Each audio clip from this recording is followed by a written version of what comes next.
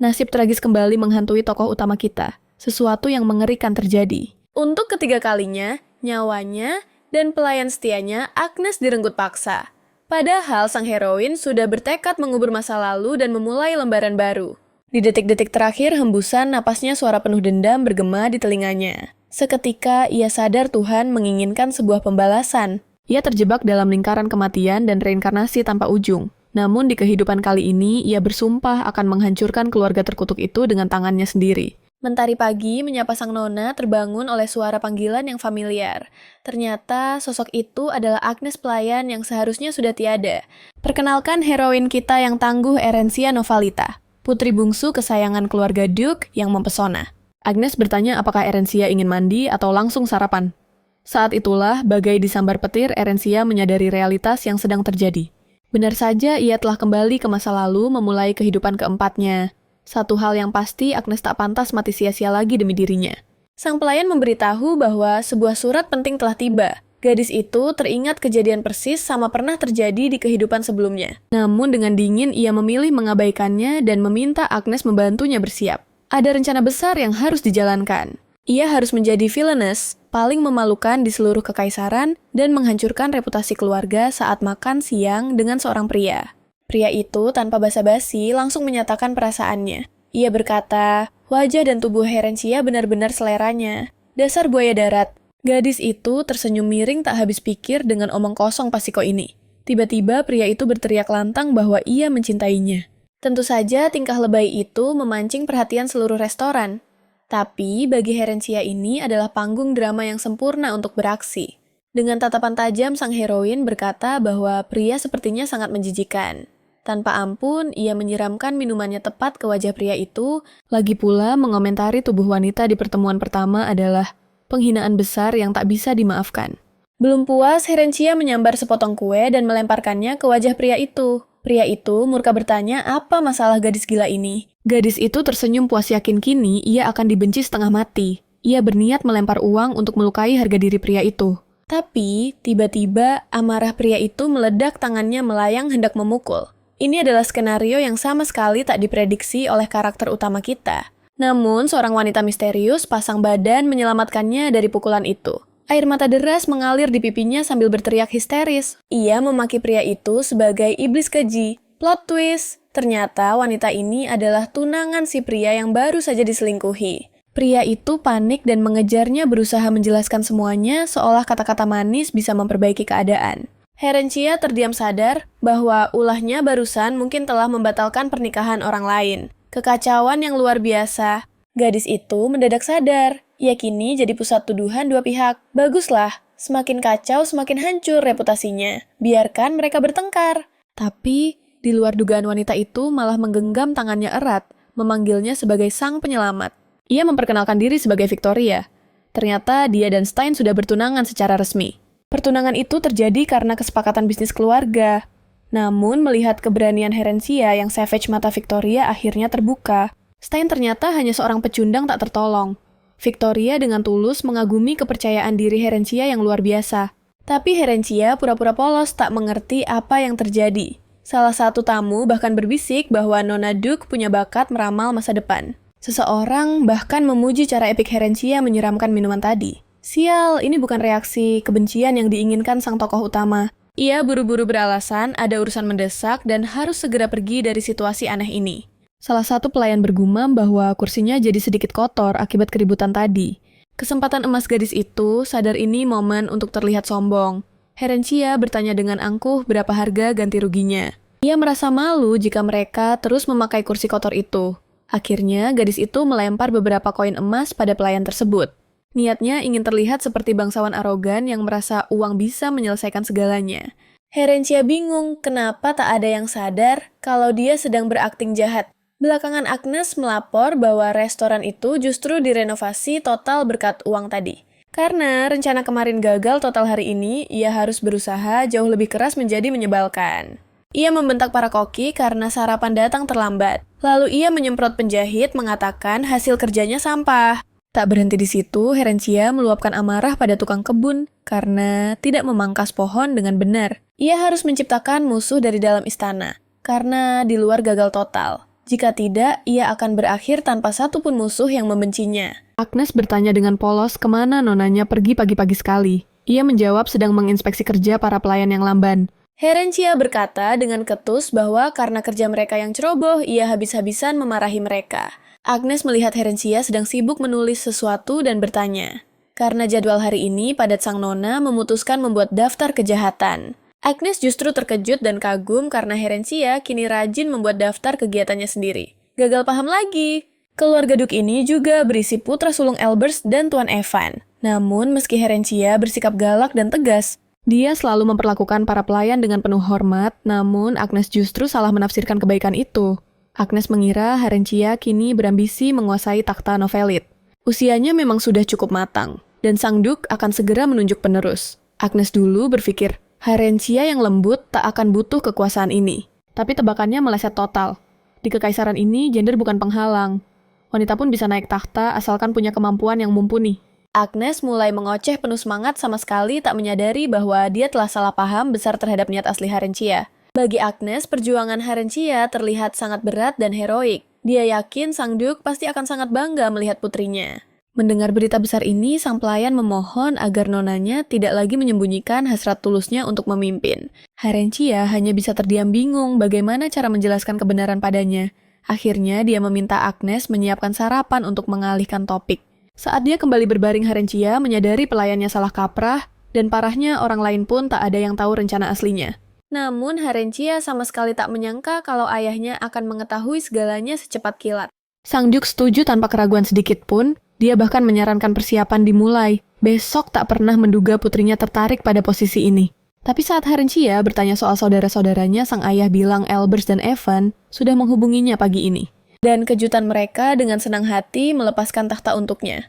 Seorang pewaris harusnya memimpin keluarga, tapi tujuan gadis ini justru menghancurkannya hingga rata dengan tanah. Herencia tahu orang-orang akan menghakiminya jika dia menjadi pewaris, tapi justru stigma buruk itulah yang dia butuhkan. Dengan begitu, dia bisa meruntuhkan reputasi keluarga dari dalam. Karena itulah gadis ini setuju dan segera menanyakan jadwal pelajarannya. Keesokan harinya, Herencia bersikeras menunggang kuda sendirian. Para pelayan panik dan menawarkan kereta kuda yang lebih layak. Mereka pikir dia tak suka keretanya, padahal Herencia hanya ingin berkuda agar terlihat liar, itu saja intinya. Semua orang menatapnya seolah dia adalah bocah manja yang nekat dan tak tahu aturan. Herencia justru tersenyum puas melihat reaksi itu. Inilah saatnya dia menghancurkan martabat keluarga. Dia yakin gosip akan menyebar bahwa seorang bangsawan berkuda di tengah kota adalah tindakan yang sangat tidak berbudaya. Herencia menyuruh Agnes menyusul di belakang menggunakan kereta. Belum sempat pelayan itu menjawab, sang nona sudah memacu kudanya melesat pergi. Tak lama kemudian kabar sampai ke telinga pangeran. Sang pangeran bahkan tak menyangka keluarga Novelit punya pewaris resmi. Pelayannya mendengar desas-desus bahwa pewaris itu baru mulai belajar. Sang pelayan meyakinkan pangeran bahwa dia akan segera melihat sendiri siapa sosok yang berani mengklaim posisi itu. Saat mereka sedang berjalan santai, takdir mempertemukan mereka dengan gadis kecil di tengah jalan. Ternyata itu Sofia, sosok yang sudah dikenal sang pangeran. Dia bercanda pada Sofia, jika ada pangeran maka harus ada tuan putrinya. Namun di tengah obrolan hangat itu, teriakan peringatan terdengar. Pangeran menoleh dan melihat seekor kuda gila berlari kencang ke arah mereka berdua. Amarah sang pangeran seketika meledak melihat nyawa anak kecil itu terancam. Dengan aksi yang nekat, Herencia memacu kudanya melompat tepat di atas kepala mereka. Di detik yang mendebarkan itu, tatapan mereka terkunci. Waktu seakan berhenti sedetik. Pangeran segera menenangkan Sofia, memastikan gadis kecil itu baik-baik saja. Melihat senyum polos Sofia, dia lega tak ada yang terluka. Namun amarahnya belum reda, dan dia siap melabrak penunggang kuda itu. Atas kecerobohannya yang fatal, pangeran tak menyangka pewaris itu ternyata seorang gadis, namun dia harus mengakui kemampuan berkudanya luar biasa. Sofia dengan polos berkata, putri itu turun dari langit. Herencia mengakui kecantikannya sendiri, tapi ada hal lain yang lebih penting sekarang. Dia berkata pada gadis kecil itu tentang luka emosional yang mungkin timbul. Herencia lalu mengulurkan tangan pada pangeran dan memperkenalkan diri. Dia menyadari pria itu menatapnya dengan kening berkerut penuh kekesalan. Tak lama pelajaran pertama pun, dimulai guru menjelaskan topik baru. Herencia duduk bosan di mejanya, matanya berkeliaran hingga menangkap sosok pria bernama Euclid yang dia temui tadi. Gadis itu tak bisa menyangkal fakta di depan mata pria itu sangat tampan. Visualnya jauh lebih memukau. dibandingkan pria yang pernah dia cintai di kehidupan masa lalu. Euclid Gretelos adalah pewaris tunggal keluarga Gretelos, sang inspektur kekaisaran dan keluarga Novelid yang terkenal kejam bagaikan langit dan bumi. Jika Herenchia tahu Euclid setampan ini, dia tak akan menghindari tempat-tempat di mana mereka bisa bertemu. Tapi, mau bagaimana lagi, nasi sudah menjadi bubur. Lagi pula asmara bukan tujuan utamanya. Tadi saat dia memperkenalkan diri pria itu, malah buang muka dan pergi begitu saja. Gadis itu sangat tersinggung dia menganggap Euclid sangat kasar. Ternyata kesan pertama pria itu padanya memang sangat buruk. Tapi, mari kita ingat kembali alasan Herenchia duduk di kelas ini.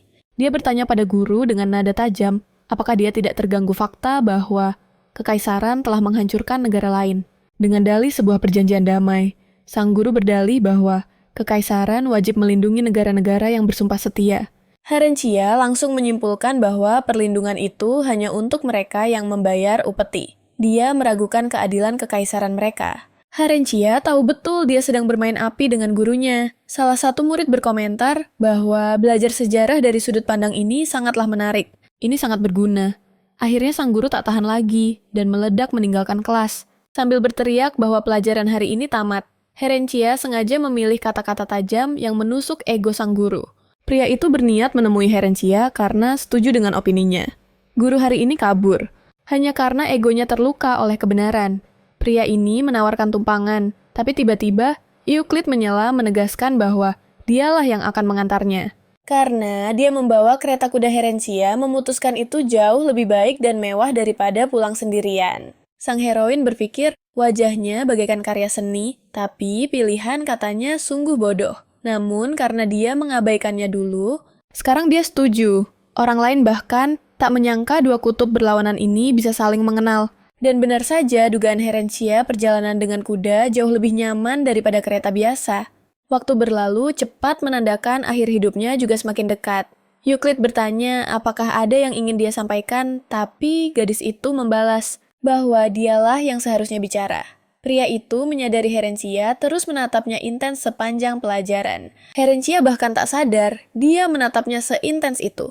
Awalnya dia panik dan meminta maaf, tapi kemudian teringat, hey, dia kan seorang villainess. Jadi setelah minta maaf, dia dengan angkuh menyuruhnya melupakan itu. Dia tak boleh ketahuan naksir pria itu. Jadi dia menjawab jujur bahwa wajah Euclid hanya terlalu tampan untuk dilewatkan. Herenchia merasa tak ada salahnya menikmati pemandangan indah. Tapi karena reaksi Euclid yang begitu canggung, dia malah merasa malu sendiri. Wajah Euclid memerah padam benar-benar salah tingkah karena pujian blak-blakan itu. Saat Herenchia pulang, Agnes langsung memberondongnya berkata, dia tak bisa menghilang begitu saja. Dia mendengar gosip bahwa Herenchia tiba dengan kereta kuda bersama Tuan Euclid. Agnes panik setengah mati, takut nona mudanya akan jadi target perundungan para gadis lain. Semua ini karena popularitas Euclid yang melegenda di seluruh kekaisaran. Dia praktis adalah properti publik milik semua wanita. Mata Herenchia berbinar tertarik dan meminta Agnes bercerita lebih banyak. Dia sadar, dia bisa saja diburu karena satu kereta dengannya. Tapi sang pelayan menjawab, bukan itu maksudnya. Agnes hanya takut rumor akan menyebar secepat kilat karena popularitas Euclid. Herenchia justru sebaliknya, tersenyum licik dan memuji kecerdasan Agnes. Euclid adalah idola populer yang pantas disebut properti publik. Artinya dia adalah wilayah suci yang haram dimasuki. Herenchia akan mendeklarasikan perasaannya. Dan kemudian semua orang akan membencinya. Sang tokoh utama yakin berita ini akan membuat satu kekaisaran gila. Dia akan terlihat putus asa mengejarnya, dan mungkin keluarga Duke juga akan memusuhinya. Keesokan paginya, Herenchia menjatuhkan bom berita bahwa dia akan segera menikah. Saudara-saudaranya yang tak siap langsung tersedak makanan mereka, dan wajah sang ayah memucat drastis mendengar pernyataan gila itu. Gadis itu berkata, dia akan menerima lamaran pria ini, Elbers. Menyimpulkan, dia pasti sudah pacaran diam-diam. Herenchia melanjutkan akting kelas Oscar-nya, berkata, ini adalah cinta pada pandangan pertama. Dan saat ibunya bertanya, siapa korbannya, dia menjawab, Euclid. Sambil tersenyum, anggun Herenchia menyebutnya sebagai Duke saat ini dan Grand Duke masa depan. Sang ayah berteriak histeris menolak nama Euclid. Herenchia sudah tahu dia akan bereaksi begitu, tapi nasi sudah menjadi bubur. Dia berkata, surat lamaran nikah sudah dikirim. Dan surat itu pasti sudah sampai di tangan Euclid. Benar saja, kepala pelayan segera melapor pada Euclid bahwa ada surat masuk. Dia menjelaskan surat itu dari Lady Novalita. Euclid bingung kenapa gadis itu tiba-tiba mengiriminya surat. Pokoknya dia menyuruh Frederick membukanya. Dia tahu betul Euclid anti membaca surat basa-basi. Frederick sangat yakin ini pasti surat cinta romantis. Dia membaca isinya. Dan ternyata itu proposal Herencia untuk menikahinya Euclid tak percaya, tapi Frederick bersumpah dia tak bercanda. Frederick membaca ulang kata demi kata, tapi Euclid merampas kertas itu darinya. Dia membacanya sendiri tak habis pikir apa yang merasuki Herencia. Tak lama kemudian Herencia nekat datang ke kediaman Euclid. Dia menerima kedatangannya, tapi menganggap ini sebagai tabuhan genderang perang. Euclid bertanya pada Frederick, apa dia benar-benar berpikir ini lamaran sungguhan? Entah kenapa baginya, berdasarkan surat ini, Herencia sepertinya mengajak baku hantam. Euclid meminta Herencia menunggu di ruang tamu. Berjanji akan segera turun. Frederick bertanya dengan syok apa tuannya mau menemuinya. Dengan penampilan santai begitu.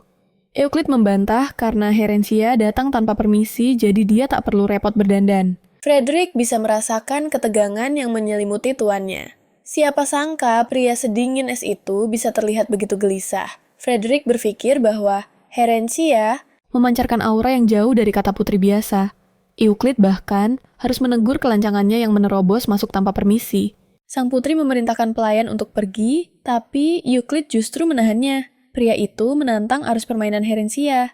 Dia pikir Herencia akan merasa malu, tapi gadis itu justru tersenyum tanpa rasa takut, seperti dugaannya. Herencia yakin Euclid akan menolak mentah-mentah tawaran gila ini. Pertama, Herencia memancing soal surat yang dia kirim. Euclid balik bertanya menurutnya, apa jawaban yang akan dia berikan? Bagi Herencia sudah jelas skenarionya adalah penolakan mutlak. Namun tiba-tiba tatapan Euclid berubah tajam. Kau benar-benar berpikir begitu? Tanyanya. Dia bingung kenapa Herencia begitu yakin dia akan menolaknya. Saat Herencia berdalih bahwa mereka baru bertemu 2 kali seumur hidup, Euclid membalas telak bahwa dialah yang mengirim surat itu lebih dulu. Herencia panik dan mencari alasan kalau dia belum diperkenalkan resmi ke istana. Tapi terlambat, Euclid sudah bicara soal pertunangan, yang bahkan akan diumumkan di pesta dansa. Saat itulah dunia Herencia runtuh pria itu menerima lamarannya. Sambil tersenyum penuh kemenangan pria itu hanya berkata, kenapa tidak? Sesampainya di kediaman. Herencia mengeluh frustrasi pada Agnes. Bagaimana bisa Euclid malah serius memikirkan pertunangan Agnes, justru membela pesona nonanya yang tak bisa diabaikan. Gadis itu bertanya-tanya di titik mana rencananya hancur berantakan. Rumor seharusnya menyebar kalau dia ditolak dan menjadi terobsesi pada Euclid. Bukan malah terikat sungguhan, tapi takdir berkata lain.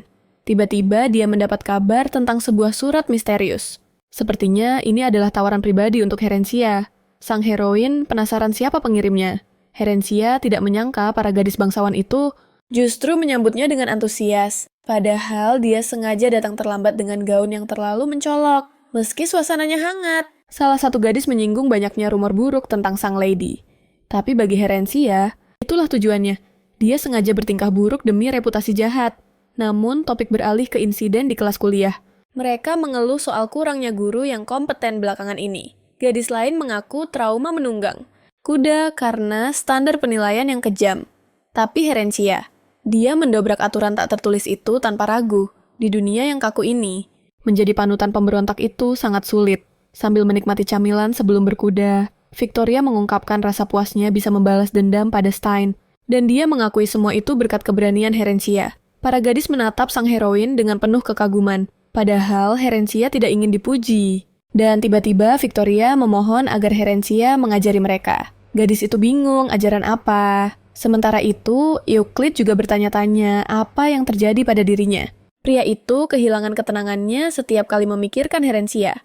Frederick menggoda kalau itu cinta, tapi Euclid malah meledak marah. Dia mengancam akan memecat Frederick detik itu, juga membuat asistennya langsung kicap kembali ke posisinya. Sejujurnya, Euclid ingin menolak, tapi saat menatap mata gadis itu, lidahnya keluh. Mengingat tingkah lakunya sendiri, rasa malu menjalari dirinya. Dia tidak sadar kalau selama ini dia bisa bersikap begitu impulsif dan liar. Dia teringat ekspresi Herencia setelah dia setuju, dan Euclid bertanya-tanya apa yang sebenarnya direncanakan gadis licik itu. Kembali ke Herencia, dia memutuskan untuk bermain totalitas kali ini. Dia merasa tak ada alasan menolak para gadis ini. Justru berkat mereka sebuah ide brilian muncul. Dia akan mengajari mereka perilaku buruk dan mengubah mereka menjadi kelompok villainous sejati. Dia akan menghancurkan reputasi mereka sebagai wanita anggun dan biarkan dunia tahu kalau dialah dalangnya. Herencia segera meminta Agnes membawa kertas dan pena untuk undangan. Saat alat tulis tiba, gadis itu bertanya dengan tatapan serius, "Apa kalian siap?" Karena tekad sudah bulat. Herencia membuka kelas kejahatan saat itu juga. Herencia yakin mereka punya bakat menjadi penjahat hebat. Pelajaran pertama, semakin terlambat kalian datang, semakin kalian menjadi pusat perhatian. Mereka bahkan harus terlambat masuk ke kelas Irene. Para gadis mulai ragu dan bertanya seberapa telat mereka harus datang. Tapi intinya bukan soal waktu, melainkan arogansi bahwa mereka berhak datang terlambat. Herencia rela kehilangan hormat. Asalkan reputasinya hancur karena ketidakdisiplinan ini. Dia lalu menguji ingatan para nona tentang aturan paling krusial dari pelajaran sebelumnya. Dia mengingatkan, kalian wajib mengambil kembali hadiah yang sudah kalian berikan. Selain itu, mereka harus mengembalikan apa yang diberikan orang lain. Jika dua aturan ini dipegang, hidup mereka akan berubah drastis. Herencia memanggil pelayan untuk simulasi drama. Dia mengajari para wanita itu untuk menolak dengan angkuh jika diajak berdansa. Para gadis berjanji pada sang tokoh utama untuk berusaha keras. Namun masalah muncul di rumah. Beberapa hari ini Herencia tidak menemukan celah untuk marah-marah pada pelayan, padahal dia harus menjadi villain. Jadi hari ini, dia bertekad untuk mengamuk seharian. Tapi sialnya, dia terkejut melihat jendela kamarnya yang terlalu bersih berkilau. Sejak kejadian sebelumnya, para pelayan bekerja terlalu sempurna karena takut dan sekarang dia kehabisan bahan untuk komplain sama sekali. Akhirnya, karena frustrasi gadis itu memutuskan mencari masalah dengan Sebastian. Dengan tatapan tajam, dia menunjuk pintu keluar. Suara berdecit itu menusuk telinga Herencia tak membiarkan kelalaian ini lolos begitu saja. Kesalahan amatir ini seharusnya sudah musnah sebelum dia tiba. Sebastian menunduk penuh penyesalan, berjanji membereskannya setelah tamu pergi. Namun bagi Herencia, penundaan adalah tanda kelemahan. Pekerjaan ini butuh tangan ahli, bukan sekadar janji kosong. Wajah Sebastian memerah padam. Dia tahu, dia telah gagal memanggil tukang kayu tepat waktu. Tapi Herencia tak peduli siapa orangnya. Asalkan sosok itu paham tugasnya, latar belakang hanyalah angin lalu baginya. Serikat pengrajin bangsawan Cih, tempat itu kini tak lebih dari sarang para amatir yang cuma modal koneksi orang dalam. Aturan itu tak berlaku bagi Herencia sang pemberontak. Namun ucapannya barusan jelas telah menggores harga diri Sebastian yang tinggi. Karena diam-diam Sebastian mencari talenta dari rakyat jelata. Saat dia menyebutkan seorang ahli tersembunyi, sebuah senyuman langka terukir di wajah pelayan itu. Si boneka kayu yang tak pernah berekspresi itu akhirnya menunjukkan emosi. Tapi kejutan sebenarnya baru saja dimulai. Sebastian membungkuk penuh syukur. Jika dia berhasil memuaskan standar gila Herencia, namanya akan melambung sebagai master sejati yang diakui. Herencia mulai menyusun rencana interogasi para pelayan di benaknya. Namun sejenak, kemudian atmosfer berubah. Gelombang ketenangan menyapunya sebuah rasa damai yang telah lama hilang. Tiba-tiba Agnes menyeretnya kembali ke realitas. Waktunya perang busana dan perhiasan. Penampilan ini adalah senjata utama untuk menaklukkan istana. Tapi ada satu misi krusial tersisa. Mencari pasangan dansa yang sempurna. Pesta Pangeran Barlos. Tempat terkutuk di mana kehidupan masa lalunya hancur saat pertama kali bertemu mantan suaminya. Dulu, gadis polos itu tertipu oleh ilusi cinta abadi. Dia pikir pernikahan itu adalah gerbang menuju bahagia selamanya. Bodoh sekali. Kali ini, dia akan membalikan takdir. Dia bertekad menemukan pasangan yang begitu menyilaukan dan sempurna. Hingga mantan suaminya itu takkan terlihat lebih berharga dari debu. Di sisi lain, Euclid menjatuhkan bom berita pada Frederick dia akan hadir di pesta Barlos. Frederick yakin tuannya bergerak hanya demi Lady Herencia. Padahal istana sedang membara oleh api perebutan takhta yang mematikan. Pangeran Barlos dan Pangeran Grasis saling taring demi mahkota. Di tengah kekacauan politik yang mencekam ini, Pangeran Gretlos yang netral hanyalah bidak catur yang siap dikorbankan kapan saja. Tekanan keluarga mencekik lehernya menjelaskan aura suram yang dia pancarkan. Frederick pun menyela lamunannya dengan satu fakta penting. Tuan Anda butuh pasangan. Tak lama kemudian, takdir mengetuk pintu dalam bentuk sebuah surat misterius. Aroma dan segelnya, ini dari Herencia jantung, berdegup kencang Euclid memerintahkan Frederick membukanya. Saat isinya terungkap, Frederick menyeringai puas. Masalah pasangan selesai, Tuan. Seminggu berlalu dan Herencia mulai uring-uringan karena tak ada balasan. Apa dia harus mendobrak masuk rumahnya lagi? Tidak aura mengintimidasi. Euclid masih membuatnya sedikit merinding ketakutan. Tiba di butik desainer Andre menyambut sang primadona. Agnes langsung membombardir Herencia dengan gunungan gaun mewah. Namun, saat telunjuk Herencia menunjuk gaun impiannya Andre menolak keras. Dia dan Agnes panik mencoba menyodorkan pilihan lain. Ini yang populer Nona. Tapi Herencia tak tergoyahkan dia menginginkan gaun itu.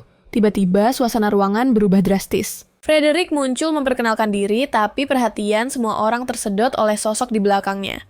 Euclid telah tiba dengan segala pesonanya. Wajahnya masam melihat Frederick lancang mendahuluinya. Namun, saat tatapannya terkunci dengan Herencia, waktu seakan berhenti berputar. Jika Herencia memakai mahakarya itu, Euclid pun harus tampil sepadan. Detik itu juga, Herencia sadar. Lamarannya diterima, tapi tunggu kenapa Euclid bilang tidak. Jantung Herencia mencelos, mengira dia ditolak mentah-mentah.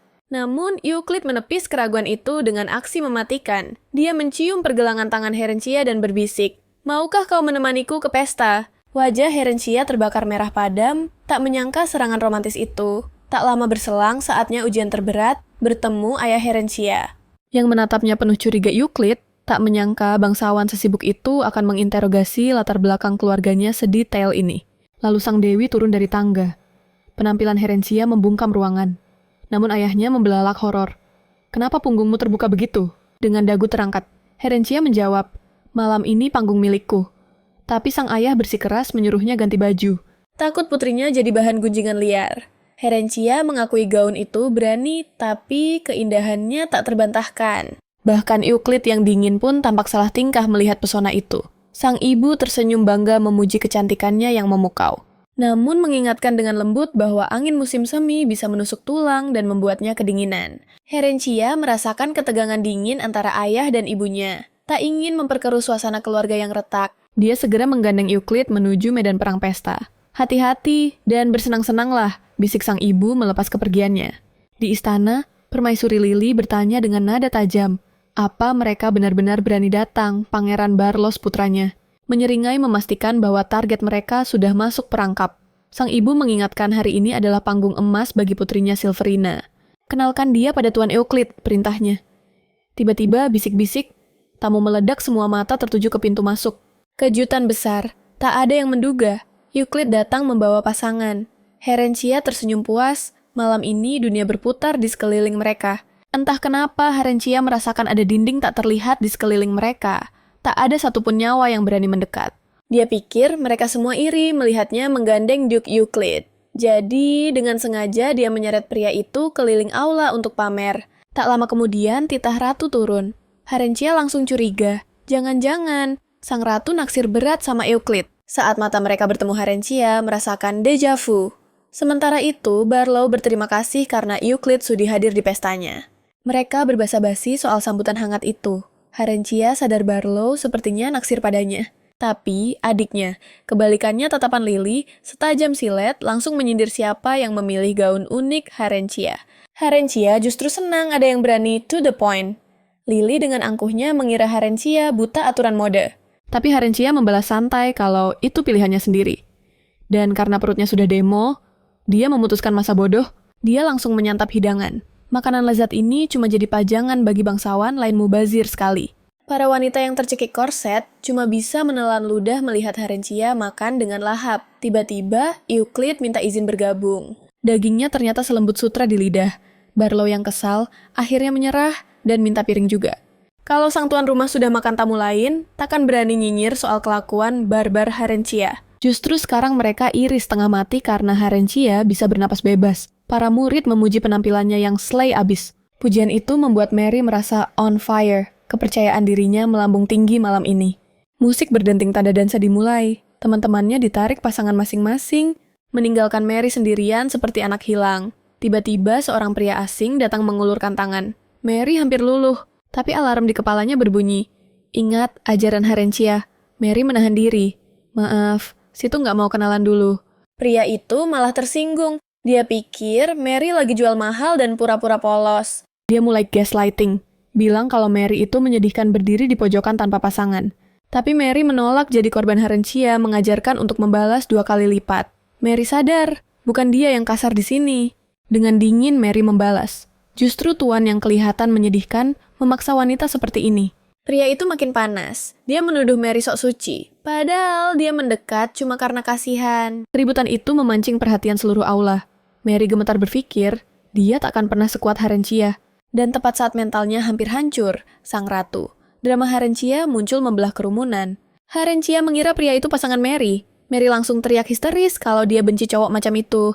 Aura membunuh Harencia keluar. Berani sekali kau bicara sampah pada putri seorang kaun. Saat pria itu melihat wajah Harencia, nyalinya langsung ciut. Dia kenal siapa wanita gila ini. Di sisi lain, Ratu Selvarina sedang memojokkan Euclid. Sang ratu sangat peka, matanya tajam membaca permainan politik kelas atas. Euclid tahu betul Ratu sedang berusaha menjodohkannya. Tapi sebelum Ratu melancarkan aksinya, suara keributan menyelamatkan Euclid. Dia langsung pamit alasan klasik. Partner saya sedang dalam masalah. Selvarina yakin itu cuman acting biar Euclid terlihat seperti pahlawan kesiangan. Tapi yang terjadi di sana bukan adegan romantis, melainkan reuni horor. Harencia bertemu mantan suaminya. Pria itu mendekat seorang bangsawan dari keluarga melarat. Pernikahan mereka dulu adalah neraka dunia. Harencia berubah jadi monster kejam yang menghancurkan segalanya.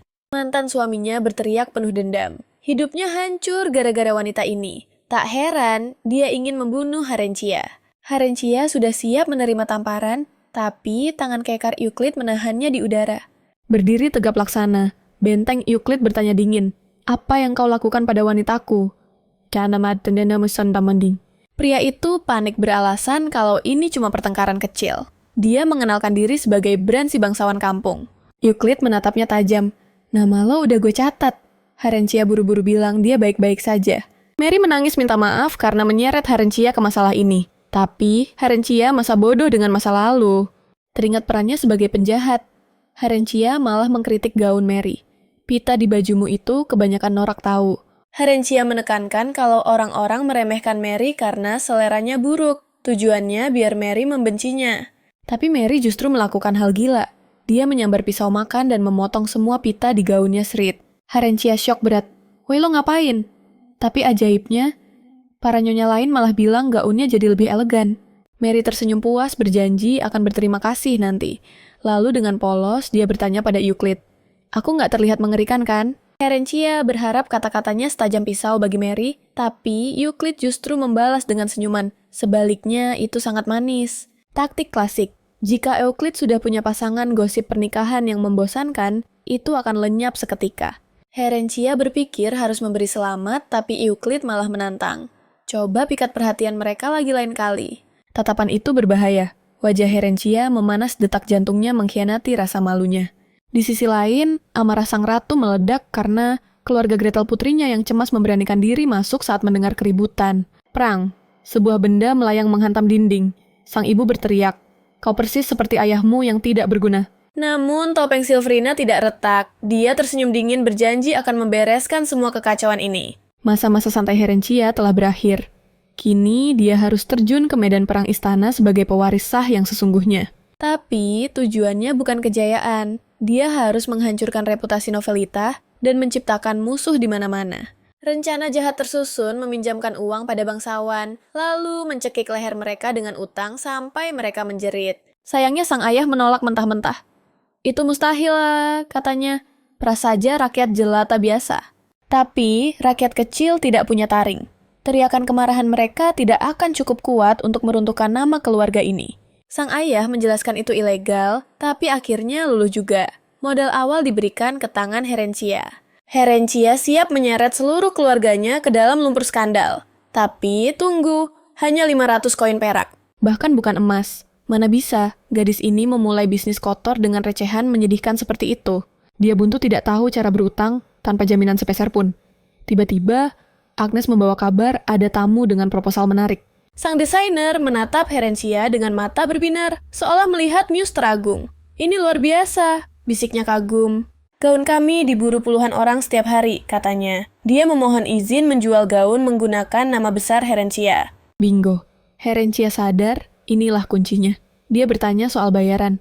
Pria itu berpikir sejenak lalu menawarkan 3 perak. "Jangan bercanda," batin Harencia. Dia menuntut 30%, laba bersih pria itu menawar keras di 25%. Akhirnya, pria itu menyerah di angka 30 dengan berat hati. Kesepakatan tercapai. Langkah pertama, panggil seniman terbaik. Di tempat lain, Euclid mengamati selebaran yang terbang tertiup angin. Harencia terlihat kurus, Gumamnya sementara Frederick membenarkan isi kertas itu. Itu iklan gaun Herencia. Sementara sang nona sedang sibuk menghitung keping demi keping koin yang terkumpul. Masih kurang. Rasa tamak menguasainya, dia butuh pinjaman uang yang jauh lebih besar. Ayah pelit sekali, gerutunya. Tiba-tiba, ide gila muncul, kenapa tidak memeras dompet Euclid saja? Herencia tanpa malu bertanya seberapa kaya keluarga Euclid. Agnes pucat pasi. Nona, apa yang sebenarnya ingin Anda pinjam? Sang pelayan panik menjelaskan. Berutang sebelum ada ikatan pertunangan adalah aib yang mengerikan. Orang-orang akan mengira Nona punya hobi menghamburkan uang yang buruk, seru Agnes. Herencia justru berharap Euclid akan ilfil dan menyuruhnya menjauh. Jujur saja, itu terdengar seperti musik di telinganya. Beberapa hari kemudian, Herencia nekat menyerbu kediaman Euclid. Frederick menyambutnya dengan tatapan penuh tanya. Mata tajam gadis itu menangkap sebuah kereta kuda asing yang sudah terparkir mewah di sana. Masa bodoh, dia menerobos masuk. Seperti yang diharapkan dari keluarga Gretel istana, itu bersih berkilau tanpa noda. Herencia menaiki tangga dengan langkah lebar, matanya menyapu setiap sudut mencari keberadaan Euclid. Di saat bersamaan, percakapan tegang antara Euclid dan Silverina terhenti seketika saat mendengar keributan di luar. Maaf sebentar, ucap Euclid, terpaksa meninggalkan tamu yang sudah menunggunya itu. Saat keluar ke koridor Euclid, tidak kaget melihat Herencia. Senyum tipis terukir. Masuklah, jangan hanya mematung di situ.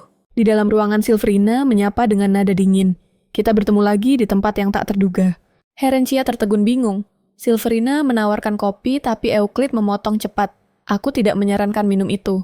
Aku tidak mau kau menyiramkannya padaku seperti yang kau lakukan pada Tuan Stein, sindir Euclid halus. Silverina duduk diam menahan emosi lalu tiba-tiba berkata, aku harus meminta maaf padamu, Herencia.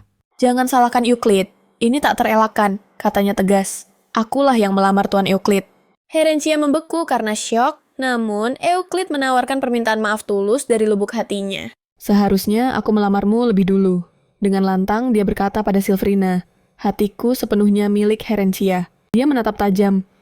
Jika kau melakukan ini karena perintah ratu, tolong pikirkan kembali keputusanmu. Perang perebutan takhta antar pangeran sudah berlangsung bertahun-tahun. Tanpa campur tangan keluarga Gretel, situasi akan menjadi bencana besar. Jadi, Euclid menjadikan Herencia sebagai tameng untuk menolak lamaran itu. Ternyata pernikahan ini sudah direncanakan sejak lama. Satu kekaisaran sudah tahu beritanya. Maka Herencia mulai berakting layaknya artis papan atas di depan Silverina. Dengan air mata buaya, dia bersumpah hidupnya hampa tanpa Euclid. Dia takkan melepaskan pria itu. Intinya, Herencia sukses merebut tunangan orang lain begitu Silverina pergi Euclid memuji akting sempurna itu. Tapi bagi Herencia itu bukan sekadar sandiwara.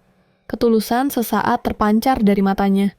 Sang tokoh utama kita melihat Euclid menyingkir sejenak untuk merokok. Tak mau buang waktu Herencia, langsung to the point. Dia butuh uang koin gedung apa saja akan dia terima. Euclid yakin meski gadis ini berisik, dia takkan berbuat jahat, apalagi setelah membantunya tadi. Herencia memohon agar Euclid tak banyak tanya. Insting Euclid berteriak Herencia dalam bahaya. Dia tahu Silverina punya 1000 cara licik untuk memaksa pernikahan. Tapi langkah itu akan memicu perang dengan Herencia. Padahal seharusnya Herencia ada di pihaknya, bukan di pihak Euclid. Sementara itu orang tua Herencia pergi ke estate. Artinya saat ini, seluruh kediaman ada di bawah kuasa Herencia, kesempatan emas untuk membereskan kekacauan selagi ayahnya pergi. Pelayan Sebastian membawa kabar mengejutkan. Seorang pria berlutut memohon pertolongan Herencia. Dia membawanya ke kamar sang kakak Elbers. Mereka memergokinya dalam situasi mencurigakan. Kalau cuma ganti baju, kenapa seramai ini Elbers berdalih semua aman, tapi kehadiran pelayan wanita itu membuat darah Herencia mendidih. Dia mendesak pelayan itu. Apa kakakku memaksamu? Ini tak bisa dibiarkan. Herencia memerintahkan pemeriksaan total. Dia mengusir para pelayan itu demi keselamatan mereka sendiri. Pergi dan jangan kembali. Sambil berpakaian Elbers hanya mencibir. Herencia membalas dingin. Mulai sekarang pelayanmu laki-laki semua. Herencia tahu benar betapa buasnya Elbers. Sifat keji kakaknya sudah mendarah daging. Meski ini hal lumrah bagi bangsawan busuk, Herencia muak. Kalau mau melampiaskan nafsu, lakukan di luar istana. Apa kau harus merusak milik keluarga Novalita? Herencia menatapnya tajam. Kembali ke Euclid yang setia menunggu. Herencia terlambat. Firasat buruk mulai menghantui pikirannya. Saat dia bertanya pada pelayan, bibir mereka terkunci rapat. Ketakutan akan teror Elbers begitu nyata. Euclid sadar, Herencia butuh uang bukan untuk foya-foya, tapi untuk kabur dari neraka keluarganya. Di ruangan itu, Elbers menyambar vas bunga Herencia, pikir itu cuma gertakan sambal untuk pamer kekuatan. Dasar sombong. Elbers mengayunkan vas itu ke arah kepala Herencia. Situasi berubah fatal. Bim, Euclid muncul bak pahlawan menghantam Elbers sebelum vas itu melayang Herencia terbelalak. Kenapa dia selalu ada di saat kritis? Kau butuh uang untuk lari dari orang gila ini, tanya Euclid. Herencia bingung, setengah mati kesalahpahaman ini makin parah. Jika Herencia mau Euclid menawarkan diri untuk pura-pura tuli demi menjaga harga dirinya. Dia siap menggelontorkan hartanya. Tapi tiba-tiba, Euclid berlutut. Sebuah cincin berkilau dia keluarkan. Aku kayak jago pedang dan berkuasa. Dengan tatapan serius, Euclid bertanya, maukah kau menikah denganku? Sementara itu, Ibu Herencia menolak kembali ke ibu kota. Sang suami sudah menganggap anak-anak bukan urusannya. Tak ada alasan untuk pulang. Meski terpencil estate, ini jauh lebih tenang daripada drama keluarga. Kembali ke Herencia, dia syok berat. Lamaran macam apa ini di pagi buta? Euclid yakin sang permaisuri takkan melepaskannya begitu saja setelah insiden terakhir. Dia butuh perisai. Herencia merasa hubungan mereka baik-baik saja, tapi Euclid putus asa. Kandidat lain terlalu merepotkan. Kau pikir aku wanita gampangan? Tanya Herencia. Tapi di mata Euclid dia adalah gadis cerdas yang paham untung rugi. Dia menyodorkan senjata utamanya, kontrak pernikahan. Bukan pernikahan sungguhan, melainkan kesepakatan bisnis yang bisa dibatalkan kapan saja. Win-win solution. Menjadi tunangan pria paling didambakan. Bukan ide buruk. Herencia setuju, tapi ada syaratnya. Euclid harus membuat dunia percaya mereka dimabuk asmara. Dan benar saja, para pelayan mulai berbisik bahwa Euclid benar-benar jatuh cinta sandiwara ini harus sempurna sebelum sang Duke tiba atau neraka akan bocor. Tiba-tiba, suasana mencekam menyelimuti kediaman itu saat kereta kuda mewah tiba. Para pelayan gemetar ketakutan melihat siapa yang datang. Sosok ayah Herencia melangkah keluar dengan aura membunuh. Sebastian buru-buru memperingatkan bahwa mansion ini belum layak menyambut tamu agung. Dia juga melaporkan Euclid mengirim hadiah mewah untuk Herencia setiap hari. Tanpa peduli sang Duke memerintahkan Sebastian menyeret putrinya sekarang juga. Sementara itu, di dalam ruangan Herencia sedang sibuk merombak penampilan Euclid. Dia berusaha keras menjelaskan konsep akting totalitas padanya. Euclid harus terlihat lebih dramatis, lebih menggoda. Gadis itu bahkan memaksanya membuka kancing kerah lebih lebar. Mereka harus meyakinkan dunia. Lidahnya kalau tak mampu menjawab pertanyaan polos itu. Setelah transformasi selesai, Euclid bertanya dengan nada rendah apakah dia menyukainya. Sang tokoh utama kita benar-benar salah tingkah dibuatnya. Dia butuh udara segar segera. Tapi saat pintu terbuka, bencana lain menanti. Frederick berdiri panik di ambang pintu. Dia membawa kabar buruk, sang ayah sudah datang dan sedang memburu Herencia. Tanpa pikir panjang, Herencia membanting pintu tepat di depan wajah Frederick. Otaknya berputar cepat mencari jalan keluar. Situasi darurat ini menuntut solusi gila. Dengan napas memburu Herencia, meminta Euclid memejamkan mata karena dia merasa canggung setengah mati. Dia mencondongkan tubuh, menempel erat, dan mendaratkan kecupan panas di leher pria itu. Tepat di detik yang krusial itu, pintu terbanting terbuka, ayah Herencia menerobos masuk bak badai. Mata elangnya langsung menangkap adegan intim yang mengejutkan itu. Dia mencemooh Gretelos telah memilih pewaris yang tak jelas asal-usulnya. Herencia berbalik menatap ayahnya dengan tatapan dingin, meminta maaf dengan nada sarkas. Dia memperingatkan ayahnya untuk menjaga Elbers jika masih ingin melihat cucunya hidup.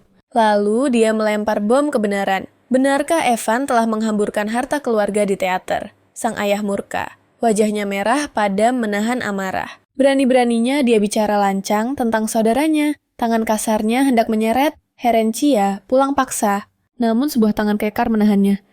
Euclid pasang badan mengusir sang Duke dengan dingin. Saat Duke itu akhirnya pergi. Seluruh ruangan menghela napas lega. Mereka berdoa agar Yang Mulia tidak bertindak kejam pada Lady Herencia.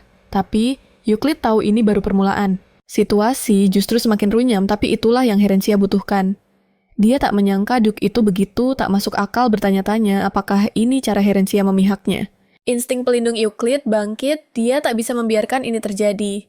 Frederick memecah keheningan bertanya kapan drama ini berakhir. Herencia bingung kenapa Euclid menahannya pulang. Tapi bagi Euclid membiarkannya kembali ke keluarga toksik itu sama saja bunuh diri. Herencia benci dikekang, dan gosip liar bisa menghancurkan segalanya. Euclid menawarkan solusi ekstrem pertunangan resmi. Wajah Herencia langsung bersemu merah. Dia berkilah tak punya gaun yang pantas. Tapi tenang saja, calon tunangannya, yang kaya raya, sudah menyiapkan segalanya dengan sempurna. Kabar itu melesat cepat hingga ke telinga sang ratu di istana pagi-pagi buta. Dia curiga apakah ini cinta sejati atau sekadar sandiwara murahan. Rasa iri mulai merayapi hatinya. Teringat masa lalu saat Lily masih menjadi putri mahkota. Pangeran begitu mencintai Lady Gretelos itu. Desas-desus mengatakan, pengantin saat ini akan terlupakan jika pangeran naik takhta. Sang ratu sadar sejarah sedang berulang. Tak ada yang berubah. Pasangan yang tak pantas ini harus dihancurkan sebelum benih cinta mereka mengakar kuat. Rencana jahat mulai disusun. Dia memerintahkan Burrell mencari penerbit koran yang bisa disetir. Tak lama kemudian, Agnes datang membawa berita buruk. Gosip murahan menyebar bahwa Euclid menghabiskan malam bersama Severina. Herencia tak percaya fitnah keji macam apa ini. Ayahnya telah mengepung tempat itu dengan kesatria dia terkurung. Tapi mereka lupa Herencia bukanlah putri yang penurut. Jika pintu terkunci, dia akan menabraknya. Frederick melapor pada Euclid ini ulah penerbit baru yang tak dikenal. Euclid khawatir Herencia akan syok membaca berita itu. Namun siapa sangka, Herencia justru datang padanya dengan nyali besar. Dia sudah melihat beritanya dan bertanya langkah selanjutnya. Herencia menyeringai menyarankan skandal yang jauh lebih besar. Euclid tersenyum miring, dia punya teman jurnalis yang tepat. Dengan semangat membara Herencia, siap menyajikan daging segar untuk publik. Tapi, para asisten dan Euclid menolak ide vulgar. Mengumbar semuanya itu membosankan, biarkan imajinasi liar publik bekerja. Dan begitulah artikel tentang pertemuan rahasia Herencia dan Euclid terbit. Judulnya memancing rasa penasaran tingkat tinggi. Severina tertawa puas melihat berita itu. Namun, berita yang lebih mengejutkan muncul menenggelamkan gosip sebelumnya. Herencia memohon Agnes berhenti membacanya. Dia butuh air sekarang juga. Kepalanya pening, dia tak mengerti. Narasi hubungan terlarang, macam apa ini?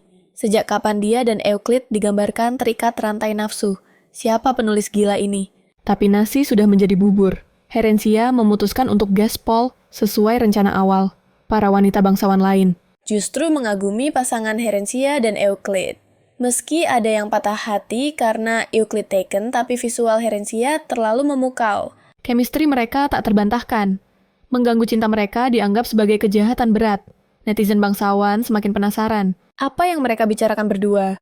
Sedikit lagi, seluruh kekaisaran akan percaya bahwa cinta mereka adalah takdir yang tak terelakkan. Herencia memproklamirkan dirinya sebagai aktris ulung. Dengan tatapan tajam, ia menagih janji itu 5.000 keping emas. Euclid hanya tersenyum tipis menyebut jumlah itu sederhana. Herencia terbelalak bagi rakyat jelata itu, harta karun tak ternilai. Bagi sang kekasih hati, tidak ada harga yang terlalu mahal bagi Euclid. Tak lama, atmosfer berubah mencekam di tempat kumuh itu. Herencia menunjuk lurus ke depan memberi isyarat pada Agnes. Di sana, arena perjudian yang mematikan menanti. Tempat di mana nyawa manusia jadi taruhan meja judi. Agnes gemetar mendesak nonanya untuk segera angkat kaki dari neraka ini. Namun bayangan seorang pria mulai menguntit mereka. Insting tajam Herencia langsung menyadari kehadiran pengintai itu. Pria itu tersentak tak menyangka identitasnya terbongkar. Dengan dingin Herencia memanggil namanya membuat waktu seolah berhenti. Sang protagonis tahu keputusasaan uang terpancar dari matanya. Ia menawarkan pinjaman bagai iblis penolong. Agnes pun bingung bagaimana ia tahu. Dia putra bangsawan, bisik Herencia. Dulu bersinar di pesta dansa. Kekaisaran kini hancur lebur hanya dalam hitungan bulan. Tabiat bangsawan tak hilang semudah membalikkan telapak tangan. Arena ini adalah satu-satunya hiburan haram di kekaisaran. Di balik layar uang kotor, para aristokrat mengalir deras di sini. Agnes menyadari sesuatu yang mengerikan. Nona mudanya berencana meneruskan bisnis gelap keluarga. Sementara itu, sang Duke menatap tajam ke arah Sebastian. Apakah semua persiapan sudah matang? Tanya Duke. Kehancuran keluarga Agung Novelet adalah aib yang tak boleh terjadi. Selama ini mereka kaya raya dari perdagangan tawanan perang, namun saat perang usai kejayaan itu runtuh seketika. Kaisar yang dulu memeras harta Duke, kini membuangnya seperti sampah tak berguna. Pengkhianatan tingkat tinggi. Setiap bisnis hancur lebur jalan buntu di mana-mana. Seperti dugaan ayahnya Herencia selalu punya rencananya sendiri. Duke memerintahkan Sebastian untuk menutup mulut rapat-rapat. Jangan sampai Herencia tahu saat dia sibuk memadu kasih. Hubungi Goddard sekarang, titah Duke bergema. Kabar pun sampai ke telinga Goddard. Keluarga Novelet mencari masalah lagi. Apa yang diinginkan rubah licik itu kali ini, gumamnya. Seminggu berlalu, gunung undangan menumpuk di meja Harencia. Dengan napas lelah, Harencia menyuruh Agnes memilah sampah kertas itu. Namun sang pelayan setia menolak halus. Nona harus membaca ini sendiri, desaknya. Di sana tertera undangan, minum teh eksklusif dari sang permaisuri. Tak lama, Harencia kembali menginjakan kaki di istana Euclid. Frederick menuntunnya, namun lorong itu terasa berbeda. Sepertinya ada tamu tak diundang. Harencia membuka pintu sedikit telinganya, menajam mencuri dengar percakapan rahasia. Kita tak bisa diam saja melihat ini, seru seseorang, saat Harencia masuk dan bertanya keheningan melanda ruangan. Bibir mereka terkunci rapat. Frederick dengan tegas memerintahkan semua orang untuk segera meninggalkan tempat itu. Akhirnya, Euclid mengungkap rencana gila kabur dari rumah. Meski Harencia mengelak, tatapan pria itu sangat serius. Jika kau ingin lari, tinggallah di sini bersamaku, tawar Euclid. Kereta kuda mewah pun segera disiapkan. Euclid harus pergi urusan bisnis. Ia mengulurkan tangannya. Habiskan hari ini bersamaku, Harencia. Pria itu menjamin ini akan menguntungkan mereka berdua. Di luar sana skandal besar.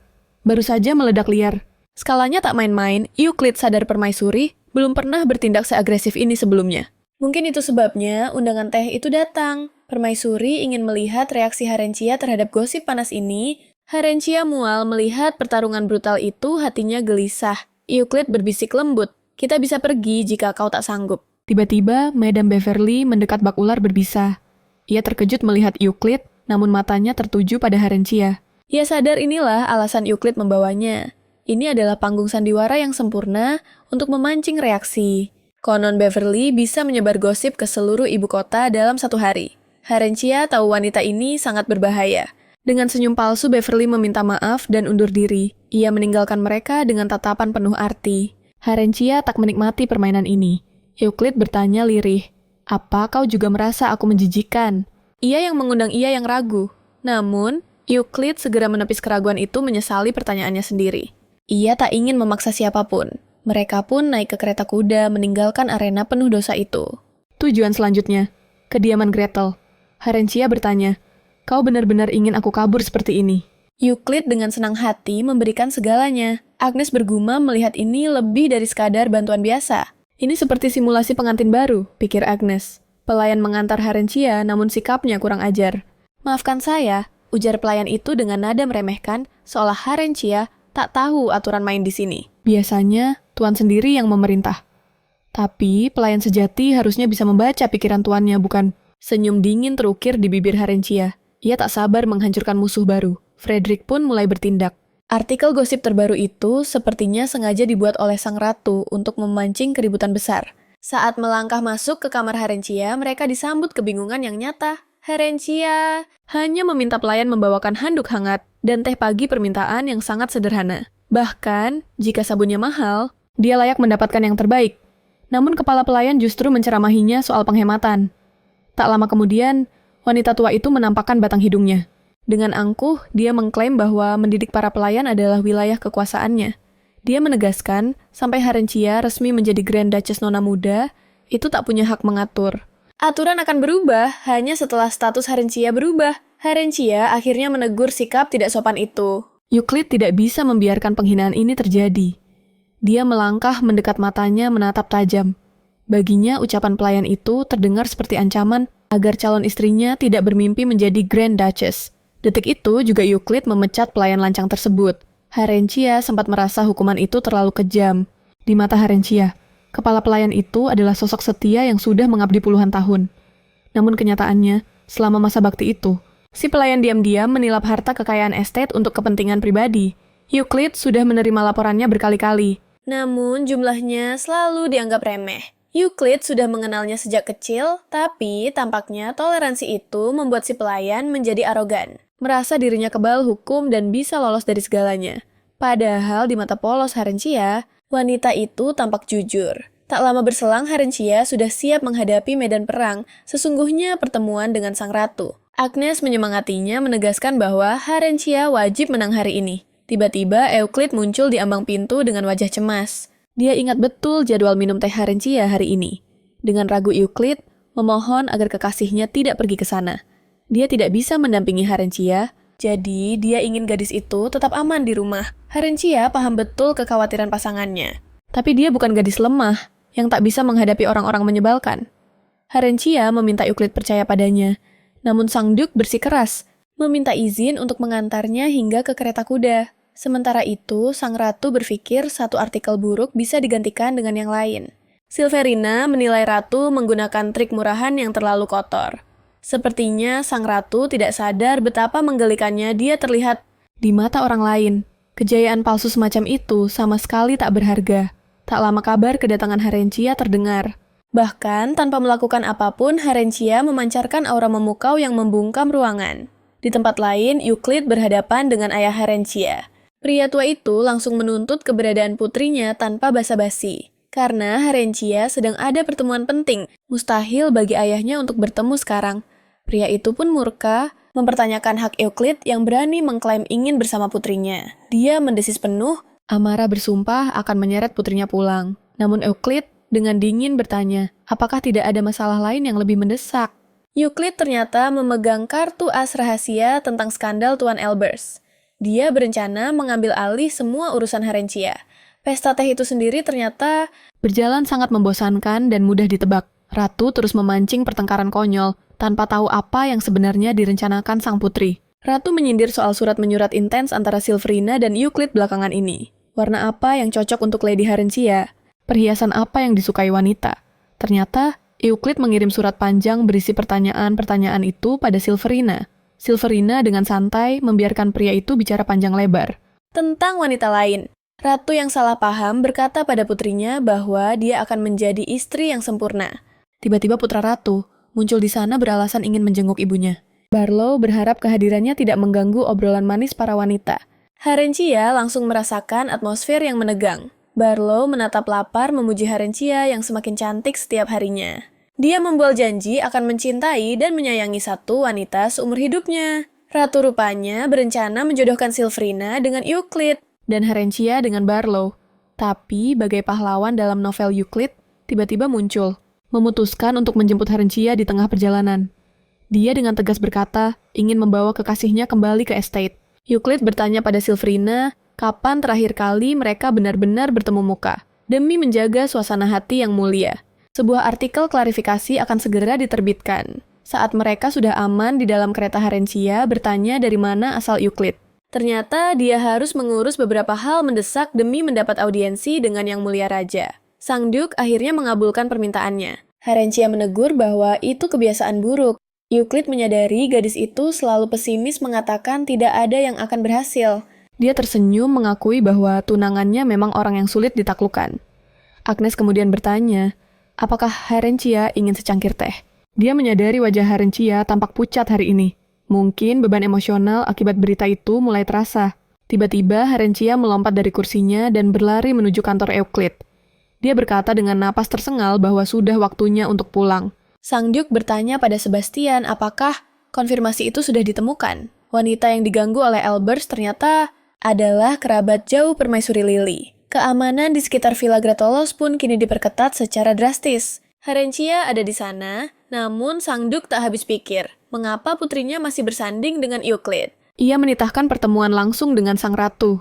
Sebastian segera diperintahkan menyiapkan kereta kuda, karena sudah saatnya menghadapi kenyataan pahit. Segala sandiwara Harencia untuk menjadi penjahat telah gagal total. Kini ia hanyalah pewaris di atas kertas semata. Ia buta akan rahasia kelam keluarganya. Namun Sang Ratu pun belum sepenuhnya menggenggam kekuasaan mutlak. Bukannya hancur, reputasinya justru melambung tinggi. Sang tokoh utama sadar strategi baru harus segera disusun. Langkah pertama yang krusial adalah menjauh dari sisi Euclid. Pria itu terlalu murni tulus dan penuh kebaikan yang menyilaukan. Sosok yang mustahil untuk tidak dicintai. Harencia tak rela menyeret pria sebaik itu ke dalam medan perangnya. Frederick melaporkan kepergiannya bersama barang-barangnya usai makan siang. Euclid terluka oleh sikap dingin sang menantu, sementara Frederick cemas tuannya menanggung beban terlalu berat. Ia bingung mengapa alur takdir melenceng begitu jauh. Hati Euclid dilanda kegelisahan takut jika Harencia menolak segala pemberiannya. Di sisi lain, keluarga Novalita telah lama bungkam soal urusan Koloseum. Cukup lama, Frederick bertanya-tanya apakah Euclid merasa sedih atau justru lega. Para bangsawan kini berlomba-lomba membajak pelayan Novalita. Berkat sentuhan tangan dingin Harencia, kinerja para pelayan itu menjadi tanpa celah. Namun tawaran itu ditolak mentah-mentah. Seragam baru rancangan Harencia telah menciptakan sensasi luar biasa. Harencia menegaskan seragam itu harganya selangit. Itulah sebabnya semua orang begitu memuja dan melayaninya dengan hati-hati. Harencia meminta Agnes mengumumkan waktu istirahatnya lebih awal. Namun saat sang Duke kembali ke kediaman, ia menuntut laporan kejadian selama absennya. Kabar kepulangan Nona Harencia pun sampai ke telinganya. Sang ratu sempat bertanya dengan nada tajam. Menganggap tingkah anak muda itu hal lumrah. Sang Duke hanya bisa menunduk bersyukur atas kemurahan hati yang mulia. Sang ratu bahkan memuji betapa manisnya sikap Harencia tempo hari. Ia melihat gadis itu bersanding dengan Barlow di pesta teh. Kini sang ratu menegaskan bahwa visi mereka telah sejalan. Akhirnya Duke memutuskan inilah jalan terbaik. Sebastian lantas melaporkan bahwa Harencia telah terlelap dalam kelelahan. Tanpa belas kasih, Duke memerintahkan agar putrinya dibawa, menghadapnya pagi-pagi buta. Sudah saatnya ia mempelajari bisnis gelap keluarga. Menjadi putri mahkota jauh lebih menguntungkan daripada sekadar istri Grand Duke. Harencia mengira ayahnya akan murka soal kepergiannya, namun anehnya hari ini sikap sang ayah manis mencurigakan. Pria itu berkata, saatnya Harencia mewarisi urusan keluarga. Besok mereka harus berangkat. Dan kehadiran Harencia sangatlah krusial. Tujuan mereka adalah kota yang dulu diberkati dewa, namun berkah itu sirna seketika oleh titah seorang kaisar ternama. Ia berdalih penduduk di sana hidup suci, maka mulai detik itu, hukum tak lagi berlaku bagi penjahat. Seketika kota itu menjadi sarang kriminal. Agnes gemetar ketakutan, mempertanyakan kewarasan perjalanan ini. Di sana, seorang pria menyambut mereka tak percaya Duke Novalita sendiri yang turun tangan. Tatapannya terkunci pada sosok baru yang dibawa sang Duke. Harencia dengan tajam bertanya, apakah ia menunggu undangan khusus? Hanya untuk memperkenalkan diri, pria itu menyebut dirinya Rachel, sekadar pedagang kecil di kota neraka ini. Namun kecantikan sang gadis membuatnya terpana hingga ia takut telah bersikap lancang. Harencia memperingatkan agar kesalahan itu tak terulang. Tiba-tiba Rachel mengibaskan tangan memancarkan aura sihir Harencia. Terhenyak tak menyangka pedagang ini seorang penyihir. Berbalik badan Rachel mengundang mereka masuk. Baginya sebuah kehormatan besar menyambut tamu agung di sarangnya. Harencia merasa ini hanyalah permainan licik bagi pria itu, yang dirancang untuk menebar teror. Namun sang tokoh utama dengan tenang meminta Rachel memimpin jalan. Karena status mereka, Rachel mengantar ke ruang tamu terbaik. Namun tanpa disadari sepasang mata mengawasi Harencia, melaporkan setiap gerak-geriknya pada Euclid. Di tempat lain, Frederick murka melihat perlakuan buruk yang mereka terima. Ia tak terima perjalanan jauh. Ini berakhir sia-sia. Euclid menghentikan amarahnya. Fokusnya hanya satu, bagaimana kabar Harencia. Info masih nihil. Frederick hanya tahu gadis itu pergi untuk bisnis. Euclid waspada firasat buruk mulai menghantuinya. Terdengar kabar keuangan keluarga itu sedang sekarat. Bisik-bisik tetangga menyebutkan mereka sedang mengumpulkan tim lama dari Gorota. Tiba-tiba pesan darurat masuk dari Blaze mata-mata yang membayangi Harencia. Jantung Euclid seakan berhenti mendengar Harencia berada di kota terkutuk itu. Sementara itu, Rachel mulai menduga bahwa ada asmara antara Harencia dan Euclid. Ia bertanya dengan nada menggoda, apakah Tuan Euclid jatuh cinta padamu? Ia menambahkan baginya Euclid lebih dari sekadar teman. Rasa penasarannya memuncak tentang hubungan mereka berdua. Rachel menatap tajam sang Duke menantangnya untuk kembali bicara bisnis. Sejauh yang ia tahu, mereka hanyalah pemasok barang biasa. Karena ini bukan rodeo pertama sang Duke ini, kabar baik. Mencari pialang selevel Novalita itu susahnya minta ampun seperti mencari jarum dalam jerami. Mereka pasti akan memilih produk yang secara visual paling memukau dan menggoda mata. Namun insting Harencia berteriak bahaya. Ada aura mencurigakan yang menguar kuat dari pria ini. Sepertinya Rachel adalah penguasa bayangan kota ini. Dia berbicara santai seolah-olah sahabat karib Euclid. Kombinasi Gretelus dan Garota. Jauh lebih aneh daripada Gretelus dan Novalita. Tiba-tiba, boom kabar buruk, datang tamu tak diundang menerobos masuk. Rachel murka bagaimana bisa ada yang berani mengganggu bisnis pentingnya. Di sisi lain, Harencia sadar Euclid sudah tiba di arena. Sang tokoh utama kita tidak menyangka situasi akan menjadi sekacau ini. Euclid berkata dengan dingin, semuanya bermula saat Harencia mengangkat bendera perang Rachel, mulai mencari gara-gara di setiap kalimat Euclid. Orang ini benar-benar cari mati. Tepat seperti dugaan, Euclid Harencia berteriak frustrasi agar drama ini segera diakhiri. Akhirnya pedang mereka beradu dalam tarian kematian. Saat debu pertarungan mereda Herencia menyatakan Euclid sebagai pemenangnya. Rasil mengakui skill berpedang Euclid masih mengerikan seperti dulu.